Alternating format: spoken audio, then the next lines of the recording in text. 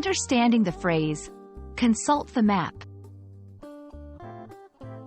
Hello everyone, and welcome to our English language learning series. Today, we're going to explore a common phrase, consult the map. Whether you're traveling, reading a story, or just curious about this phrase, by the end of this video, you'll have a clear understanding of what it means and how to use it. So, let's dive in. When someone says, consult the map, they are essentially suggesting that you should look at a map to find information or directions. The word, consult, in this context means to refer to something for information. So, when combined, consult the map is an invitation or a recommendation to check a map for guidance. You might hear, consult the map, in various situations.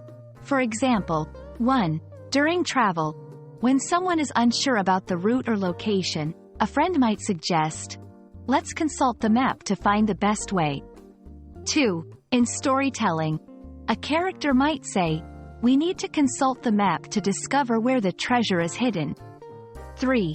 In everyday life, someone planning a day out might say, consult the map to see which park is closest to us. In all these examples, the phrase is used to solve a problem or find information by looking at a map. It's helpful to visualize this phrase in action. Imagine someone looking at a map, either a physical paper map or a digital one on a phone or tablet. They are searching for a specific location, a route, or geographical information. This action of seeking out information on a map is what consult the map is all about.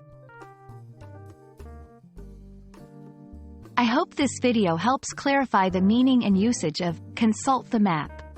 It's a handy phrase, especially when traveling or in need of geographical guidance. Thanks for watching, and see you in our next English language learning adventure.